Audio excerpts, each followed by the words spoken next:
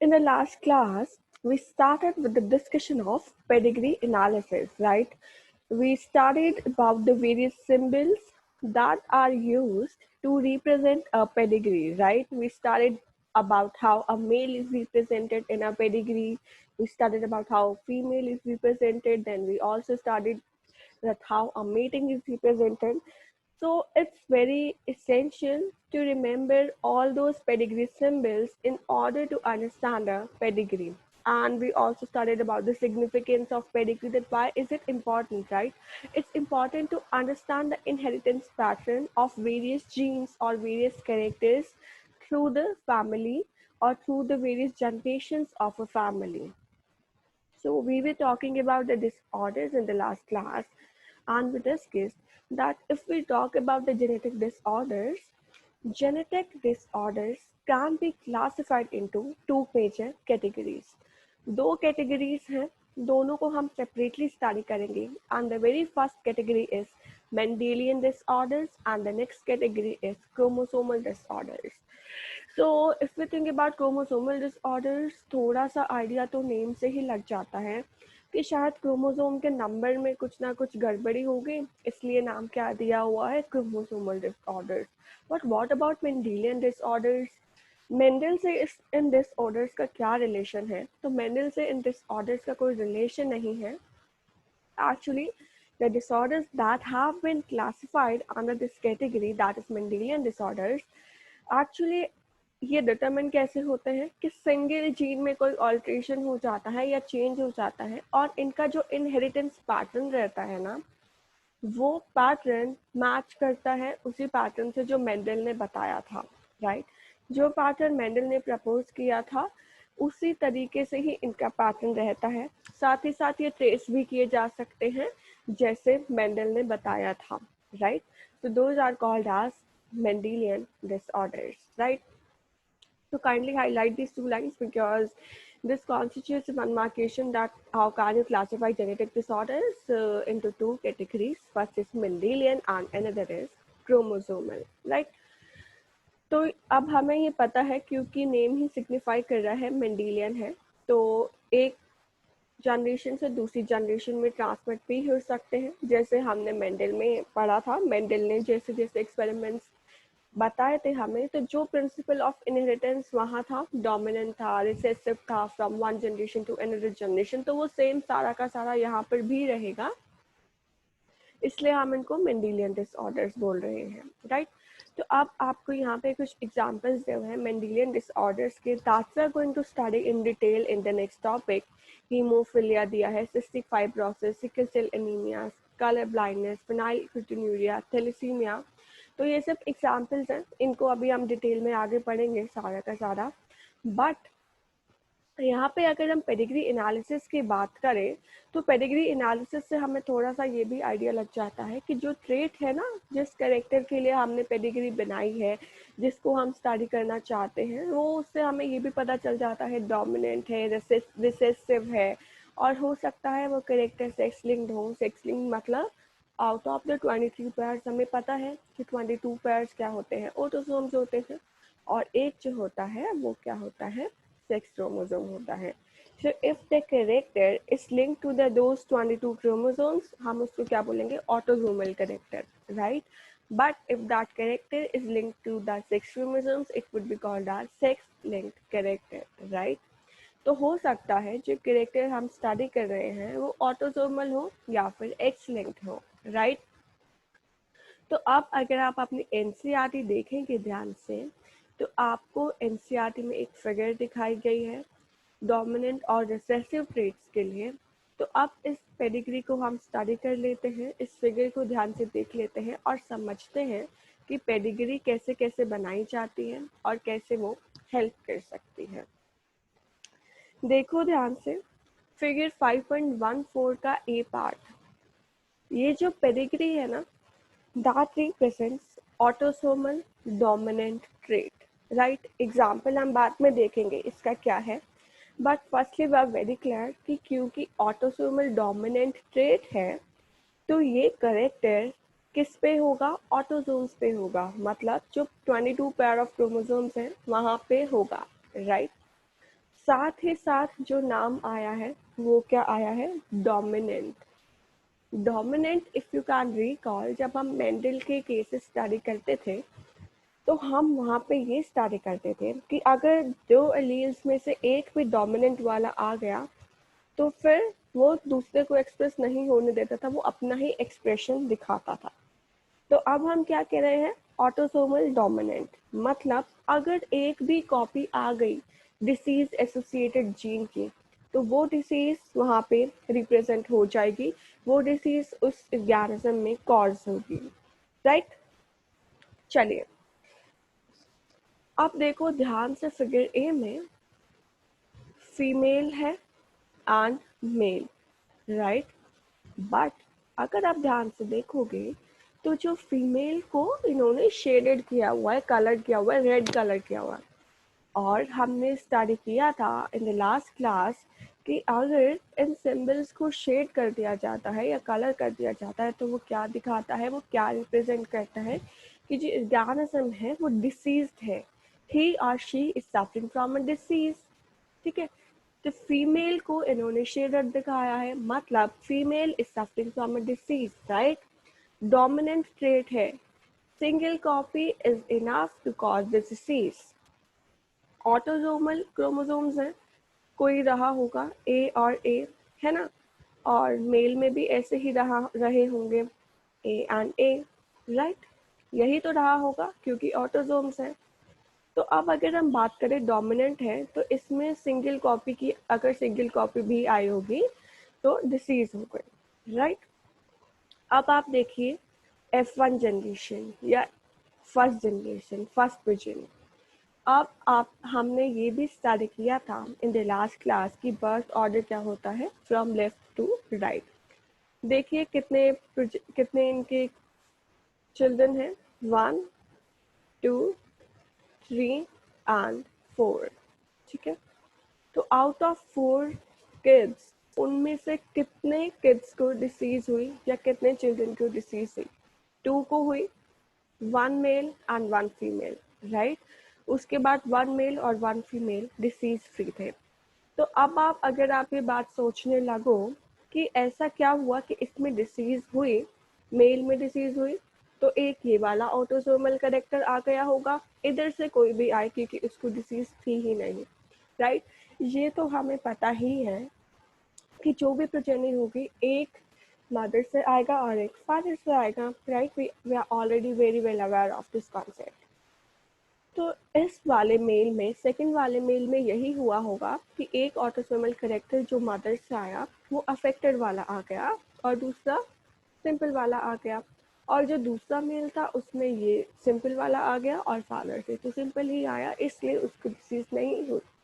And in the same case, अगर हम fourth वाले चाइल्ड की बात करें, फोर्थ वाली फीमेल की बात करें, तो उसमें भी यही हुआ, जो ऑटोसोमल ट्रेट आया मदर से वो अफेक्टेड वाला आया, तो इस वजह से वो हो गई अफेक्टेड, राइट।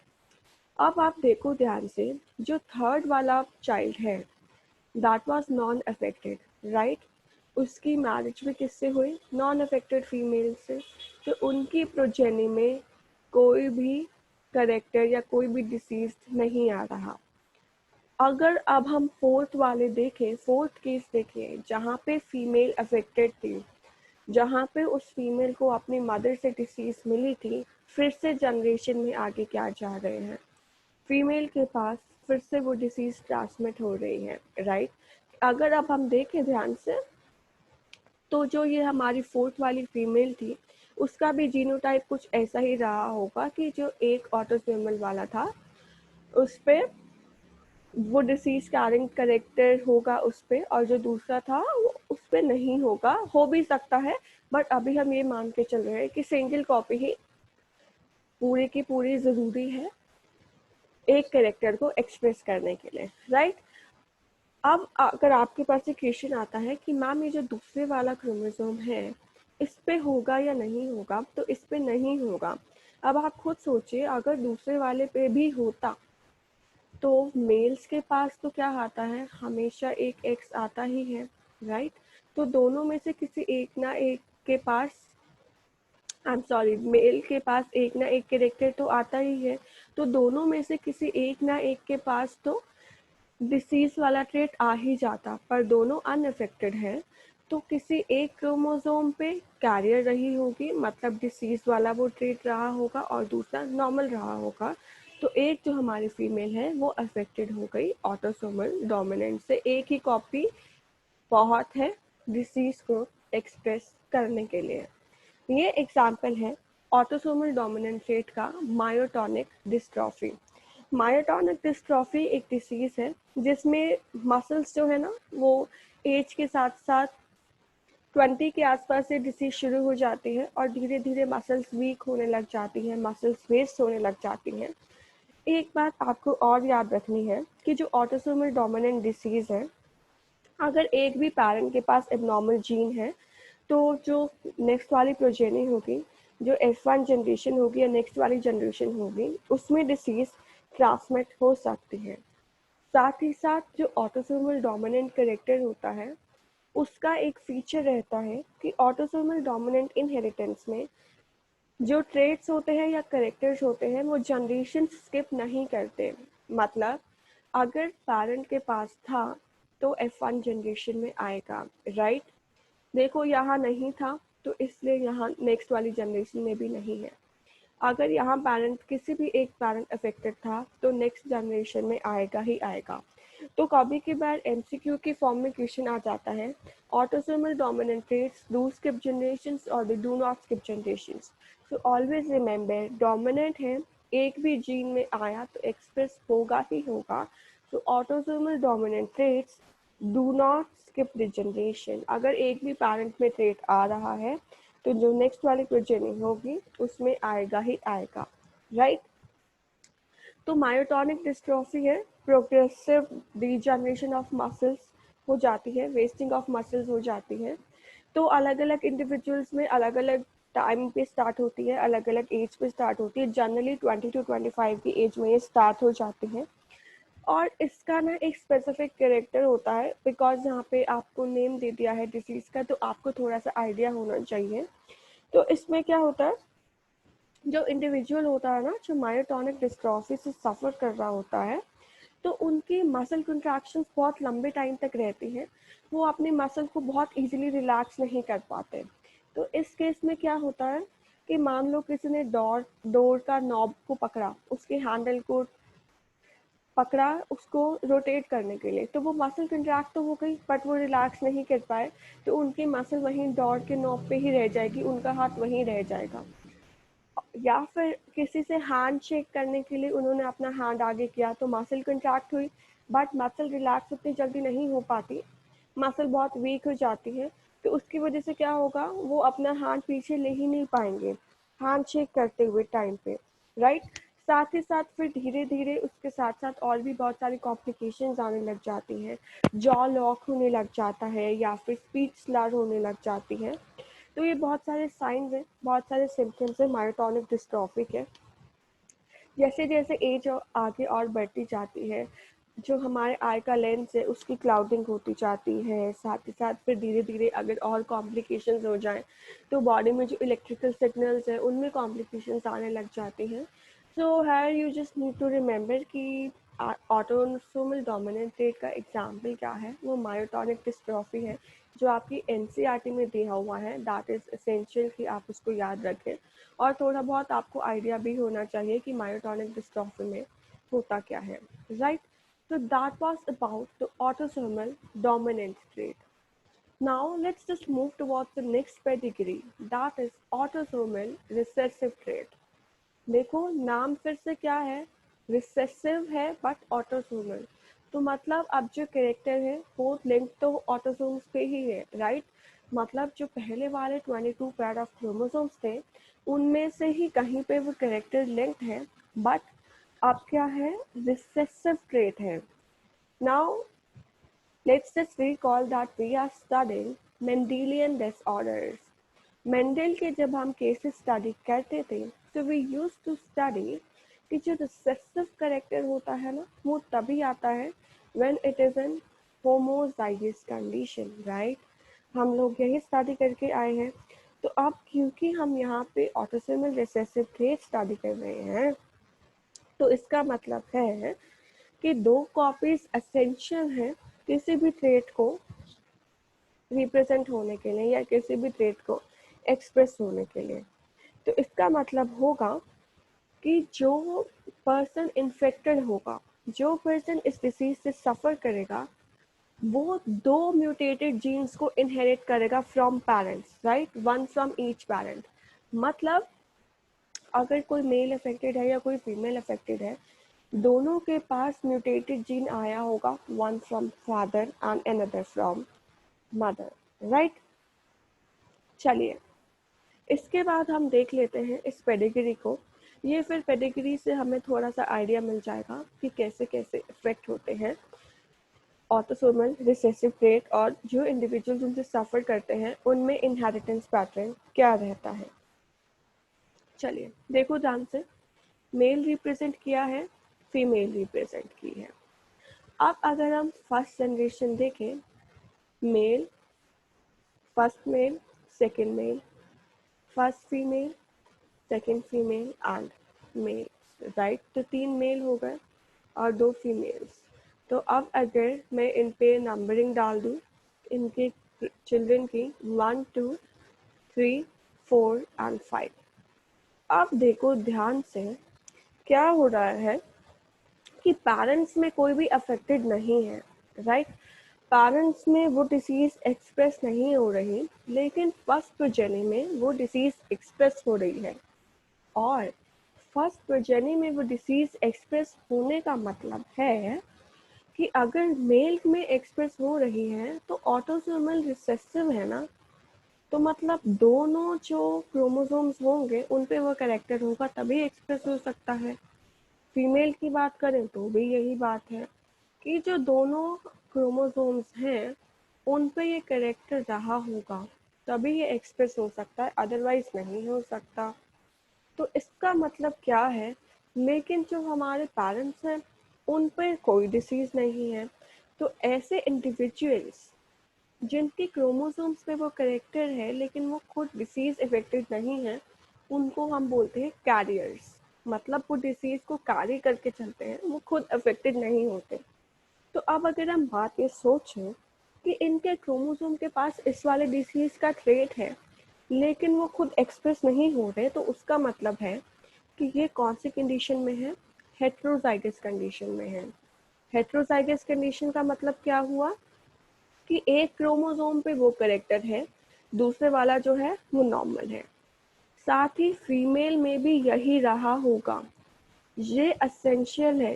क्यों रहा होगा, क्योंकि देखो किड्स में आ रहा है, चिल्ड्रन में आ रहा है, और चिल्ड्रन में आ रहा है तो क्या मतलब है, दोनों पेरेंट्स से एक एक क्रोमोसोम आया है।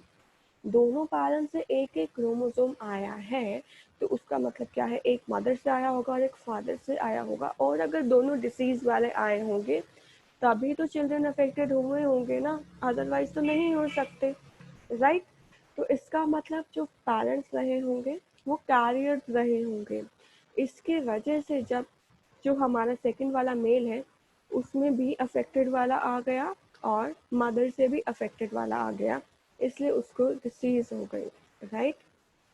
उसके बाद जो फोर्थ वाली फीमेल है उसमें भी यही रहा होगा कि जो एक क्रोमोसोम था वो भी अफेक्टेड आया फादर से, दूसरे वाला जो क्रोमोसोम था मदर से भी अफेक्टेड वाला आया, इस वजह से उसमें डिसीज की रिप्रेजेंटेशन हुई, राइट। ये बात तो हुई फर्स्ट जनरेशन की।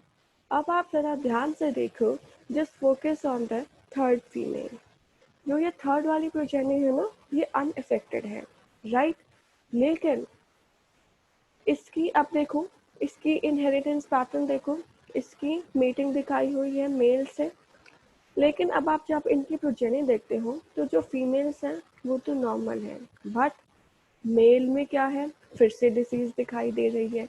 तो इसका मतलब हमें ये समझ आता है कि अगर मेल में डिसीज दिखाई दे रही है तो इसका मतलब फिर से पेरेंट्स कैरियर रहे होंगे, क्योंकि पेरेंट्स में तो कोई डिसीज दिखाई नहीं दे रही। तो मतलब ये जो हमारी थर्ड वाली फीमेल थी ना, इसने क्या किया होगा, एक जो क्रोमोसोम था वो अफेक्टेड आया होगा और एक जो क्रोमोसोम था वो नॉर्मल आया होगा। बट इसके साथ साथ ही हमें ये समझना भी ज़रूरी है कि इसकी जो मेटिंग हुई थी ना मेल के साथ, जो इस फैमिली से नहीं है, आउट ऑफ द फैमिली, वो भी एक्चुअली कैरियर था इस डिसीज़ के लिए, राइट। उसकी फैमिली में भी कहीं ना कहीं ये हिस्ट्री रही होगी इस सिकल सेल एनीमिया की, तो वो भी कैरियर था इस डिसीज़ के लिए, तभी तो मेल में ये डिसीज़ आ पाई। क्योंकि मेल में क्या होगा, एक क्रोमोसोम फादर से एक क्रोमोसोम मदर से। We are talking about the autosomal disease. तो इसमें क्या हुआ, मदर तो कैरियर थी ही थी, तो मदर से तो एक अफेक्टेड वाला क्रोमोसोम आ गया, पर फादर भी कहीं ना कहीं कैरियर रहा होगा, उसकी वजह से जो सन था उसमें ये डिसीज आई, राइट। तो this is the difference between autosomal dominant trait and autosomal recessive trait. कि ऑटोसोमल डोमिनेंट में क्या होता है, अगर एक भी कॉपी आ गई है तो वो डिसीज एक्सप्रेस हो जाएगी, राइट। बट अगर रिसेसिव ट्रेट की बात करें तो दोनों कॉपी ज़रूरी हैं from both the parents to express that particular character. तो ऑटोसोमल डोमिनेंट में देखो, हमने मायोटोनिक डिस्ट्रॉफी का एग्जाम्पल स्टडी किया। जो कैरेक्टर्स थे वो यूजुअली जनरेशन स्किप नहीं करते, राइट। बट अगर हम बात करें ऑटोसोमल रिसेसिव ट्रेट की, तो जो कैरेक्टर्स हैं वो जनरेशन स्किप कर सकते हैं। एक्सप्रेस होने की बात कर रहे हैं तो कैरियर्स हो सकते हैं, जरूर जो अफेक्टेड होंगे वो तो उनके पास तो दोनों कॉपीज अफेक्टेड वाली की होंगी ही होंगी, लेकिन जो इंडिविजुअल्स हैं जो हेट्रोजाइगस कंडीशन में हैं वो कैरियर्स हो सकते हैं। और उस ट्रेट को स्पेसिफिकली एक्सप्रेस करने के लिए दोनों म्यूटेटेड जीन की कॉपीज का एक्सप्रेस होना ज़रूरी है, right. So that was about the autosomal recessive trait and the example is sickle cell anemia. इसको हम अभी डिटेल में नेक्स्ट सेक्शन में डिस्कस करेंगे। तो इन द नेक्स्ट टॉपिक आपको बहुत सारी डिसीजेस दी हुई हैं, उनके बारे में बताया हुआ है, उनके कैरेक्टर्स बताए हुए हैं कि कैसे कैसे आगे काम, कि कैसे कैसे इनके कैरेक्टर्स एक्सप्रेस होते हैं और इनका इनहेरिटेंस पैटर्न क्या क्या है, right. So the very first disease that we are going to study is colour blindness. Colour blindness में ऐसा नहीं है कि सारे के सारे कलर्स ही नहीं दिख पाते हैं, सारे के सारे कलर्स में ही डिफ्रेंशिएशन नहीं हो पाता। जो कलर ब्लाइंडनेस है वो स्पेसिफिकली दो टाइप्स की होती है। एक हो जाती है रेड ग्रीन कलर ब्लाइंडनेस, जो आपको यहाँ पे स्टडी करनी है। तो अगर हम रेड ग्रीन कलर ब्लाइंडनेस की बात करें तो सेक्स लिंक डिसऑर्डर है और रिसेसिव डिसऑर्डर है। अब सेक्स लिंक से मतलब क्या है, अब ये कौन से क्रोमोसोम्स पे प्रेजेंट है, एक्स एक्स और एक्स वाई की बात करेंगे हम, राइट। अब हमें ऑटोसोमल से कोई लेना देना नहीं है। अब अगर हम इनहेरिटेंस पैटर्न को स्टडी करेंगे तो अब हम इस बेसिस पे स्टडी करेंगे कि मेल से एक्स या वाई आएगा, फीमेल से हमेशा एक्स एक्स ही आएगा। तो अगर ये एक्स लिंक इनहेरिटेंस है तो उससे क्या होगा कि मतलब मेल्स में तो हमेशा चांसेस रहेंगे ही रहेंगे, क्योंकि जो एक एक्स तो हमेशा फीमेल से आएगा ही आएगा, राइट। तो अभी हम इसको डिटेल में स्टडी कर लेते हैं कि जो सेक्स लिंक्ड इनहेरिटेंस है या एक्स लिंक्ड इनहेरिटेंस है उसमें क्या होता है। तो हम रेड ग्रीन कलर ब्लाइंडनेस की बात कर रहे हैं कि जो पर्सन इससे सफ़र करता है ना, वो क्या कर उसका क्या होता है, वो रेड और ग्रीन कलर में डिफ्रेंशिएट नहीं कर पाता।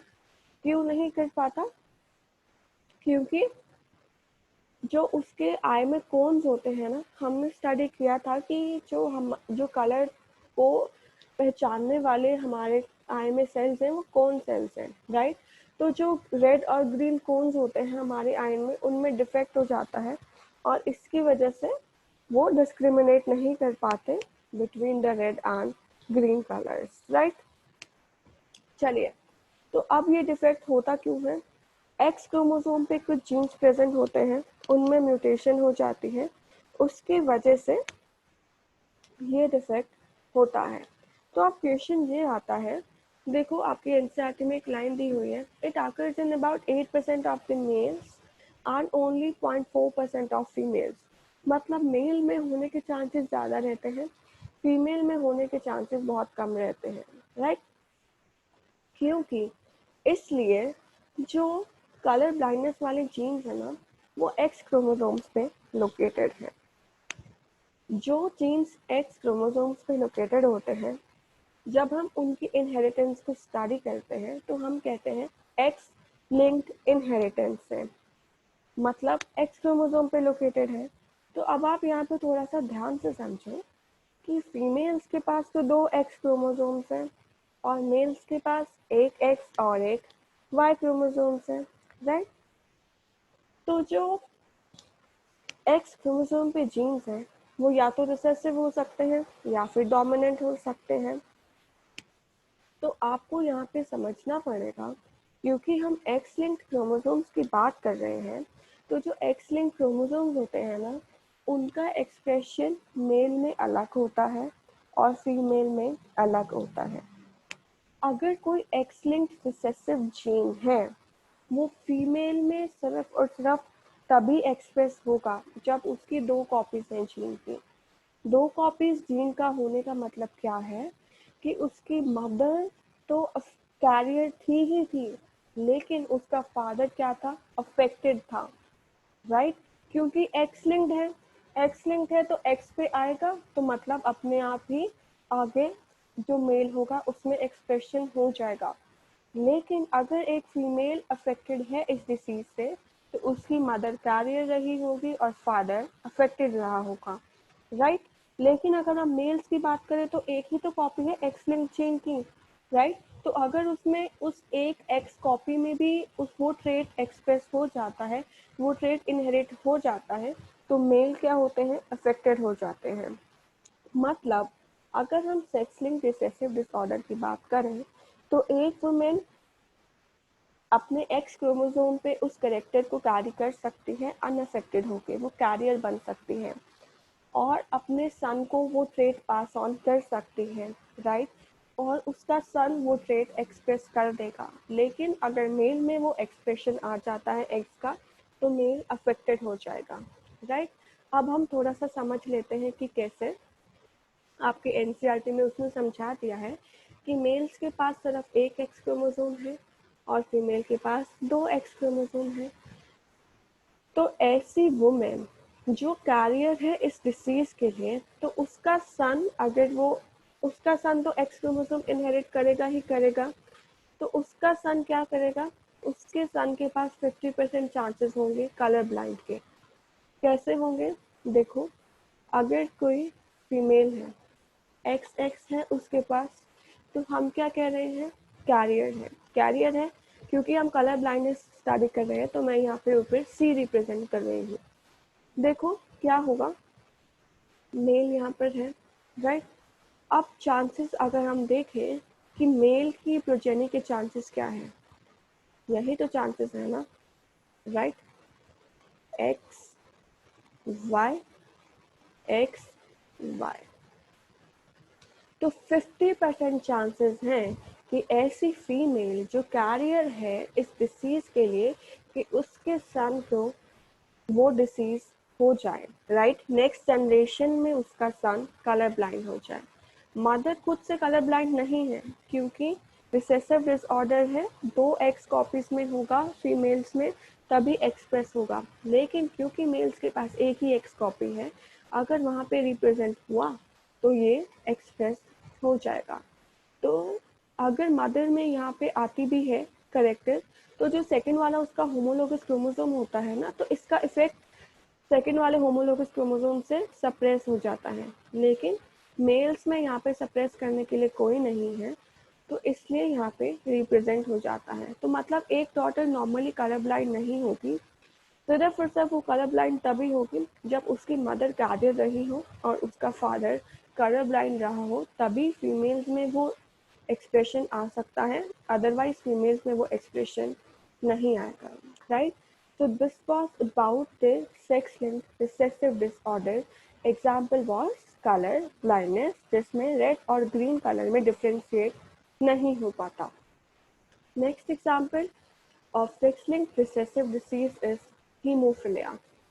इसमें क्या होता है, हीमोफिलिया में क्या होता है कि अगर एक बार चोट लग जाए ना कहीं कुछ ब्लीडिंग हो जाए, तो वो ब्लीडिंग बहुत इजीली रुक नहीं पाती। क्यों नहीं रुक पाती, क्योंकि वो प्रोटीन्स जो क्लोटिंग में रोल प्ले करते हैं, उन प्रोटीन्स में म्यूटेशन हो जाती है वो प्रोटीन्स अफेक्ट हो जाते हैं, तो इस वजह से ब्लड की क्लॉटिंग नहीं हो पाती। तो अगर एक बार ब्लीडिंग होती है तो वो ब्लीडिंग बहुत लंबे टाइम तक चलती रहती है।